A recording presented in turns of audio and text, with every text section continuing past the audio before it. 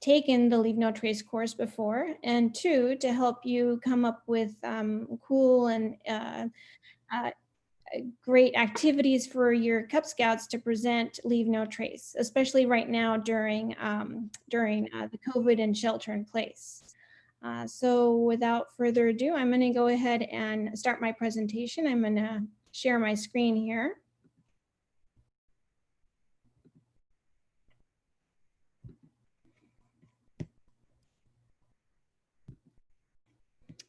Okay, so can everyone see my screen? Yeah. Great, thank you. All right, so Leave No Trace. What is Leave No Trace? Leave No Trace is an organization that strives to protect the natural world. Its mission is to protect the natural world through education and research. And 9 out of 10 people are unaware of their impact on the outdoors. So to protect the outdoors, Leave No Trace strives to protect damaged trails and natural areas, clean polluted waters, connect youth with nature, protect wildlife at risk, prevent wildfire fires, and minimize crowded parks. So why do Cub Scout leaders need to learn Leave No Trace?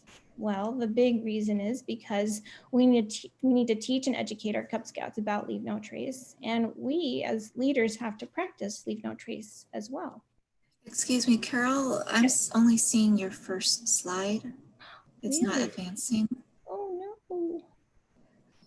Let me see. Let me stop sharing. Okay, let me share again. Yeah, we saw the slide deck file with the main slide into the side slides. There you go. There you go. Okay, I'm sorry about that. Thank you. All right, so as I was saying, we as Cub Scout leaders have a little responsibility in teaching our Cubs about Leave No Trace, specifically because there's some adventures that incorporate Leave No Trace. For lions, you have the Mountain Lion Adventure requirement number 3, and it teaches Cubs about gathering the 10 essentials and staying safe in the outdoors. For tigers, you have My Tiger Jungle Adventure number 4 and Tigers in the Wild number 3, where they learn about nature, being helpful in the outdoors, teaching Cub Scouts about Leave No Trace and the outdoor codes. So this is just a short summary of some of the adventures that some of our Cub Scouts will use that incorporate Leave No Trace. Sorry about that. And for wolves, some other adventures here are Call of the Wild, adventures number 2 and 3, or requirements 2 and 3, Pause on the Path, number 3 and 4. And this basically prepares them for, different weather conditions in the outside, in the outdoors, reciting the outdoor code, the Leave No Trace principles for children, for kids, teaching Cubs about being careful with fire and respecting the wildlife. For bears, you have Bear Necessities number 2 and 3, and Fur Feathers Fern number 4, which teaches them about packing for outdoor activities, observing wildlife from a distance. And then as you go on into Webelos and Arrow of Lights, you have the Cast Iron Chef requirements number 3, Webelos Walkabout requirement number 3 and 4, which starts them to start showing them how to start fires safely, minimize impact with minimal impact. And when they also go on a 3-mile hike, and you teach them about, packing a trail lunch, reciting the outdoor code, and observing wildlife from a distance, and observing different types of trees in the outdoors, and going on a pack camp out. So Leave No Trace has 7 principles, and they break it down into principles that children can understand. So they word it so that children can understand. Those are the principles that I've highlighted in red. And then you have your adult principles. Those are the ones that are highlighted in black here. So you have Know Before You Go, Choose the Right Path, Trash or Trash, Leave What You Find, Be Careful with Fire, Be Respectful of Wildlife, and Be Kind to Others. So what I'm going to try to do with this presentation is to give you activities that are based around each principle so that you can teach your Cub Scouts how to learn these principles in a fun and easy manner. I do realize that you can't present all 7 principles all at once because it's a lot of information to know, especially for young children. So the challenges that we have right now with COVID is that a lot of packs are not holding in-person meetings. Families are very hesitant to venture out and go camping. And it's also a very stressful time, both financially and emotionally for some families. So a lot of the activities that I'm going to present, you can present either in person or virtually. All right, so how do you teach Leave No Trace to Cub Scouts virtually? Well, the Leave No Trace website has a lot of activities that can be taught both virtually and non-virtually. So they can be easily converted to either one. These are just a couple of links for you to use. The Leave No Trace website has an educator library, which has a lot of activities that you can use to help you teach Leave No Trace. And there's also a wonderful video library that you can use to educate your Cub Scouts about Leave No Trace. And I've embedded a couple of videos in this presentation that can give you some examples on how to introduce some of these principles. One of the resources that I like that the Leave No Trace program uses is the PEAK program. This is the PEAK stands for Promoting Environmental Awareness in Kids. It's a program that has a series of educational modules to teach Leave No Trace to children from K through 8th grade. It's also centered around the Common Core standards for each state as well. So it's a really good program. These modules, these series, they're tailored toward different age groups. And again, these are wonderful activities and lesson plans that educators can use to help teach Leave No Trace. So again, these activities can be taught both virtually and in person as well. And there's a lot of simple activities that Cub Scouts can do from the comfort of their own home. Okay, one activity that you can use is have your Cub Scouts take a tour, a virtual tour of the national parks. You can have them discuss which one is their favorite park and why. What are some of the characteristics that they would love to learn about a national park. For the younger Scouts, you can have them, draw pictures of why they like certain parks around the world or around the country. And if they can, maybe have them, write a sentence or two about why that park is so special to them. So principle 1 is know before you go. And this is basically planning ahead and preparing for a future outing or a future camp out. And this is to basically ensure that travelers are safe when they're traveling in the outdoors. And I think that right now, because a lot of packs are not meeting in person, this is a great way to get your Cub Scouts involved in planning for future campouts, for future outings. Get them thinking about what to do when you should go out on a camp out or a hike. It's a great way to review the Scouting 10 Essentials, what things you will need to plan a safe trip in a park or a camp out. And you can get your Scouts involved and start planning campouts for the future. And you can also, try to get them to get involved and see how they can plan fun activities while minimizing the impact to their local environment. Principle 2, this is choose the right path. And kind of tying it back into principle 1, along the ways of, trying to plan for future outings, future campouts, you can, start asking them, well, okay, we're going on a camp out. Where do you think we should camp? Do you think we should camp on, well-known campsites or trails, or, just trying to get them to understand the idea of what durable surfaces are. Again, durable surfaces are surfaces that are designed for heavy use. just trying to get your scouts to understand to minimize the impact while they're out in the outdoors.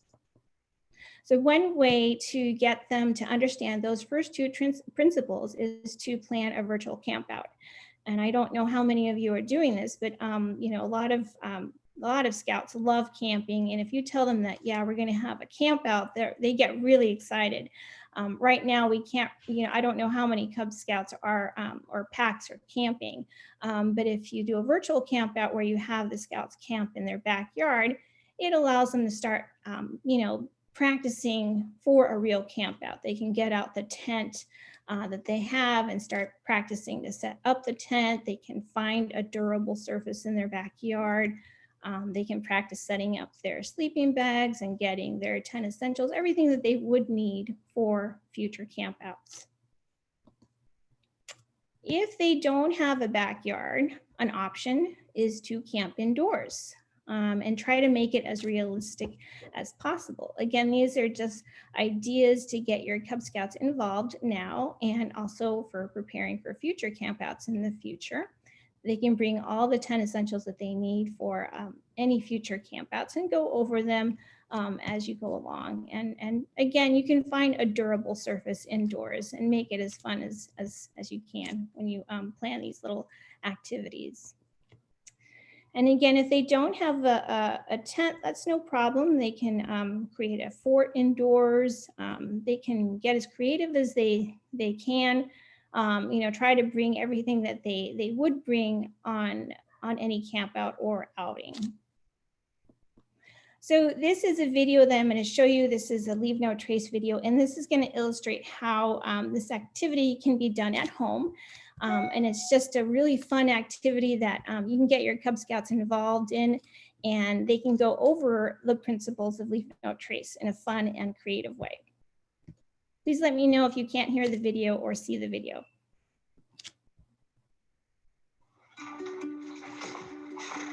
Are you stuck inside looking for a fun activity for you or your kids? Try camping at home. When you're not able to get too far from home, with a few items and a little bit of imagination, you can transport yourself to a relaxing camping escape. Before heading in on your camping excursion, know before you go. While the weather and terrain may be more friendly inside, remember to learn the rules of the area, your group's needs and expectations, and what gear you will need. Camping at home provides you the opportunity to test out new gear and practice setting things up. Don't have a tent at home? No worries. Grab a sheet or a blanket and make your own fort. Before setting up, seek out a durable surface. Outside, this would be rock or a designated campsite. But for now, hardwood floors work great. When outside, seek a campsite that is 200 feet or 70 big steps away from water to give animals space to access natural water. 69, 70. Camping at home is awesome. What about the s'mores? Just like when we're camping in areas where there's a burn ban or regulations don't allow campfires, we can be careful with fire and cook it on a camp stove. When it's time to pack up, do a sweep to make sure that you didn't leave anything behind. Pack out all your trash and make it look as if you were never there. Enjoy your world and leave no trace. Okay, so that's just a short video illustrating how this activity can be done at home. Sorry, trying to get that.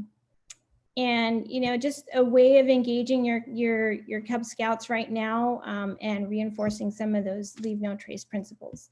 The idea behind it is to get them to understand that you don't, when you go camping, you want to leave a minimal impact. You don't want to create a homeless encampment.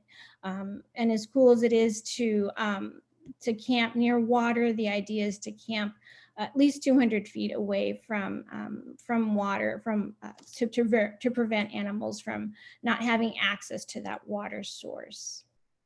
And again, just to reinforce that principle there, you know, camping near water is cool, but the idea is to camp at least 200 feet away from a water source or 70 big steps. And that's, again, just to not block the water access for animals.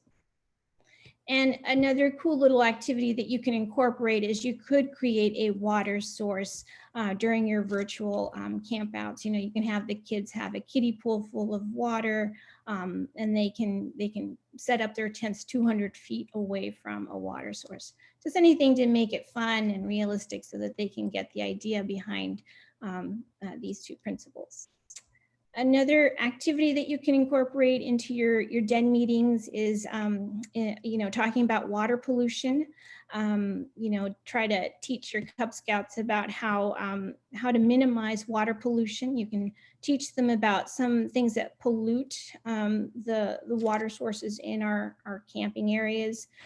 A big one is toothpaste, you know, toothpaste water and greasy dishwater. That creates a lot of dirty water, and we don't just kind of pour it into the river or the lake because it's not good drinking water.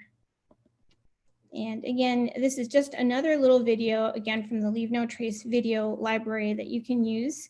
And you'll see that within this video, they show you how to play a little game, a little activity with the kids. And they ask the kids, you know, would you drink this water? And it's just, again, illustrating why we shouldn't pollute the local water sources. So again, this is a real short video here.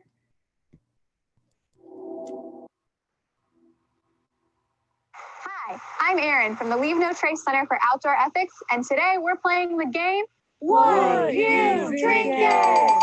Today on Would You Drink It, we're testing out how 3 common camp products affect our water sources. First up is something in everyone's beach bag, sunscreen. Sunscreen is often used and worn near water sources. Once the swimsuits come out, so does the sunscreen. So let's ask the question, would you drink it? When purchasing sunscreen, try to stick with a reef-safe version. Before swimming, let your sunscreen soak in or wipe off residue with the wilderness wipe. Next up, we have bad breath's worst enemy, toothpaste. Nobody wants a stinky smile while camping, and a creek can be an easy place to rinse your toothbrush. But let's ask the question, would you drink it? Try going without toothpaste. It can be just as effective. And if you really have to spit, do it 200 feet away from water sources.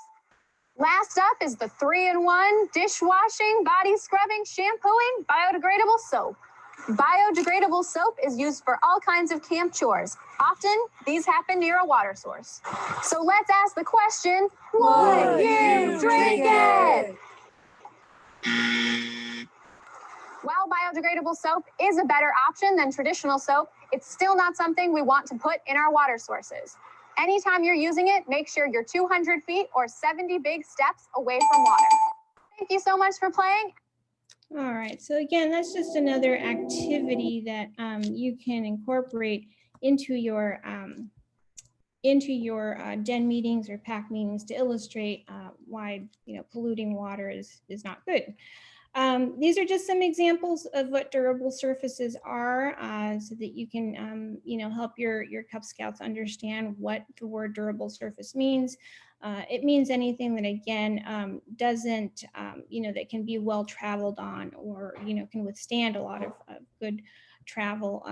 You know, one example is sand, gravel, and rock. And again, you can bring examples to your Cub Scouts and to your den meetings and show them examples. You can make this as a little game. You can present pictures such as this one. Would you, you know, is this a durable surface? Would you camp on a surface like this? And again, you could present another image like this, say, you know, is this a durable surface? You know, would you set up a tent or pitch a tent on a surface like this?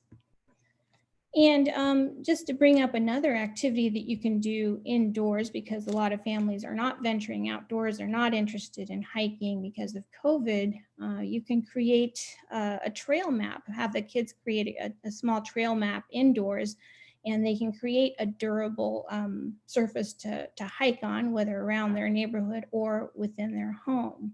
Again, this is just another fun way of reinforcing principle 2 of Leave No Trace.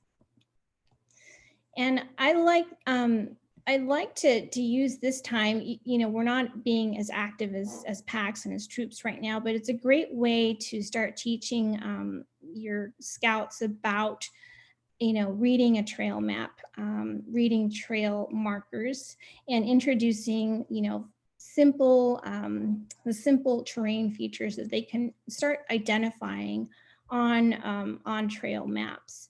And this is just a way of preparing them for future campouts, for future hikes, and getting them interested on you know hiking and camping for the future.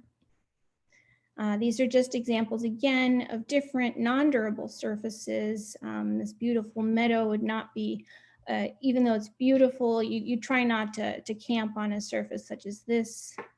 Cryptobionic crusts, these are usually found in the deserts, and they are usually this kind of like blackish irregular crust on sand that has living organisms living within it.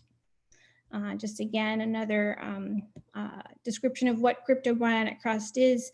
It is a soil crust created by living organisms such as fungi, algae, and cyanobacteria, which is bacteria that is capable of photosynthesis. And it's a hard surface that lives in basically a lot of dry, arid environments.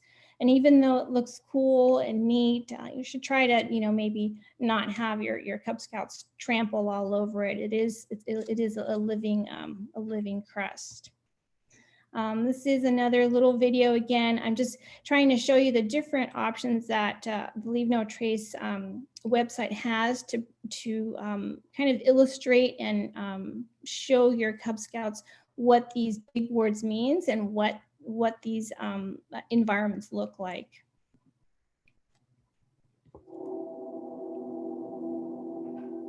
Today, we're talking about crust. No, not pizza crust, living soil crust.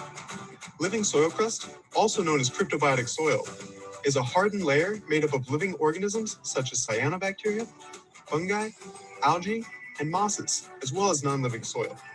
This crust holds loose soil together, retains water, and adds nutrients to the surrounding area. Pizza crust can't do that. But back to soil. Yep, like my Soil crust. Living soil crusts are vital to soil health and can easily be destroyed if stepped on. When visiting areas with soil crust, such as the deserts of the Southwest, stick to trails. When hiking off trail or where trails don't exist, hike on bare rock or in sandy washes. Help protect fragile. All right, well, you get the idea. Again, this is just an informational video there that helps you understand what cryptobionic crust is. And just a word on pristine areas. I know that many packs aren't doing a lot of backpacking trips or anything, but you know, when you're telling your Cub Scouts about camping and how to prepare for campouts and where to put tents, you know, pristine areas are really areas that don't see a lot of travelers. They don't see a lot of visitors. So if you do have to camp in these beautiful areas, we should spread our tents out and avoid repetitive traffic in these areas. We'd have to move our tent every night and disperse tents out and set the kitchens on durable surfaces. The idea is to minimize repetitive impact on these areas. And this is just images. These are images of fragile vegetation, moss, and lichen that you can also teach your kids about, your scouts about. Even though they look really cool, try not to touch them because they're really fragile, and they can, you know, we can easily destroy their local environment. Lichen in particular is, it grows very slowly. It only grows about 0.5 millimeters per year to 500 millimeters per year. They grow really, really slow, so we just try not to disturb them or try to, you know, touch them or step on them at all. Principle 3 is trash or trash. And I don't know if you've been hiking a lot or going outdoors, but I've noticed a lot of trash on the trails.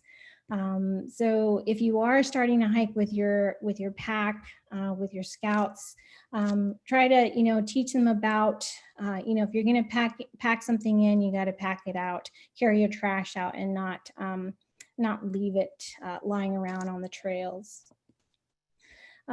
As I said earlier, this time right now when a lot of packs are not doing a lot of outdoor activities, it's a great way to start planning for future outings. And along the way, you can start teaching your packs about, trying to find alternative ways of recycling on campouts, on future campouts, or trying to minimize the amount of trash that you do create on your campouts. And they have these cool camp trash cans that you can use, one for trash and one for recycling. And I think that's pretty neat, a neat way to recycle on campouts and to minimize your trash. And these are just images of trash, kind of thrown on trails. Some of these items are not, they don't decompose. So it's just being dumped because there's no trash cans along the trails. So this is another video that is part of the Leave No Trace video library that you can use to help them understand what a so-called perfect campout is, or perfect campsite is, and you can help them teach them why this campsite has is or is not perfect. So I'm going to play this video here. Are you a Leave No Trace camper? Take the Camp Oh No challenge. Check out this campsite. What would you do to make it more Leave No Trace? Stay tuned to see if you found everything.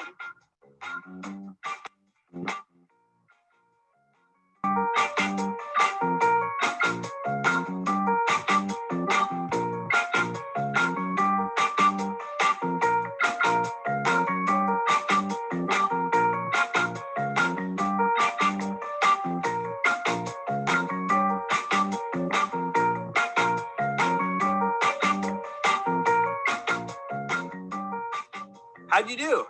Let's check it out. We love wildflowers, but no one loves a teepee bloom. Be far away from your campsite and throw toilet paper in the trash can. Animals will investigate anything with a smell, so keep your food and other items that smell stored safely away from wildlife. That goes for your trash, too. Food and trash on a campfire hardly ever burn all the way down, and the scent attracts animals. Plus, would you want a campfire this close to your tent? Washing yourself and your dishes in the stream might get you cleaned up, but so pollutes the water, and it can harm aquatic creatures. Tents can kill plants, so set up your tent on bare dirt when you can. We think nature's pretty neat, but even rocks can be shelter for wildlife, so it's best to leave things where you find them. Not everyone loves the same music. So be a good camp neighbor and keep the volume low. Do you teach Leave No Trace? Click on the link below to see how you can set up your own. Okay, so that again is another activity that you can incorporate into your den meetings. You can set up a similar tent and show your Cub Scouts what is and is not a proper campsite. And again, you can reinforce the Leave No Trace principles in that manner. Let's see here. Oops. I'm looking over it. Okay, so I have another game that I'd like to play with you, and this is the decomposition game. And this just reinforces what items are and are not easily decomposable in the outdoors. And again, this can be done either virtually or in person. So the way I've seen this game taught before is you can laminate pictures of certain items like water bottles, diapers, paper bags, plastic bags, and just put it in a timeline and let the scouts basically try to figure out which item is decomposable from least to greatest. So with that being said, let's play. How long does it take for an apple to decompose? Anyone? Any guesses? Couple years. 1 month. Usually when you're hiking, you really don't see apple trees growing. So even though this may be organic, tossing an apple core out into the off trail, it's going to take about a month to decompose. About an orange peel. How long does an orange peel take to decompose? 90 days. Less time. 6 months. 6 months. Again, you don't really see orange trees when you're hiking or camping. So tossing these orange peels out into the wild, it's going to take a while for them to decompose. And again, they're not natural to the local environment. So animals that are munching on this may not, necessarily do too well on orange peel diet there. All right, how about a soda can? How long does it take to decompose? Forever. A long, long time. That's right, 140 years. It takes a long time for a soda can to decompose. In addition to that, you can just imagine all of the dyes and the colors that it takes to make this can are just leaching out into the soil and the local environment there. All right, how about a plastic bag? How long does that take to decompose? Any guesses? 1,000 years. It takes a while. So again, this is just an example of a game that you can play with your scouts. You can bring actual examples of these to your den meetings or your pack meetings, or you can just laminate pictures and play this similar game and let them try to figure out how long these items take to decompose. Principle 4 is leave what you find. And I know that when we were in Cub Scouts, everybody loved to pick up rocks and pick flowers and pick up souvenirs, but the idea is to leave nature the way you find it. You don't want to go around carving your initials into a tree or picking the pretty flowers. With Cub Scouts, especially the young ones, they like to touch everything. So now is a good time to teach Cub Scouts about different plants, especially the poisonous ones. You can help them identify which plants you should and should not touch. So you can play a game similar to what we just did. You can try to identify these leaves. So what leaf is this? Does anybody know? This is poison. One you don't want to touch. Yeah. A leaf you don't want to touch, right? You all know that saying, if it's shiny, watch your hiney. These are very prevalent in our area, in our hiking areas in particular. How about this one? Does anybody know what this is? This is poison sumac. Not so prevalent in this area, but again, also a plant that you should not touch. What about this guy? Does anybody know what this one is? This one's poison ivy. Again, another plant that you should help your Cub Scouts identify as a plant that they should not touch. So right now, it's a great way to reinforce what these plants look like. They may or may not remember them, but when you're out and about, on your outings, try to point them out, especially the poison oak, because that is something that does grow in abundance around here.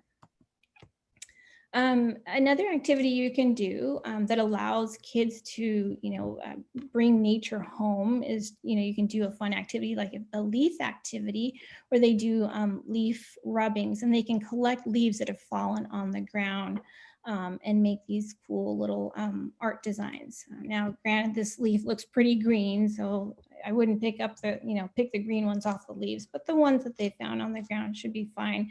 And then they can put them back where they found them, just kind of disperse them back in the area they find them. The idea behind this principle is to leave natural objects and cultural artifacts where they are, because it brings history and mood it adds to the history and the mood of the backcountry. Finally, principle 5, this is a big one currently. We've had a lot of fires this year.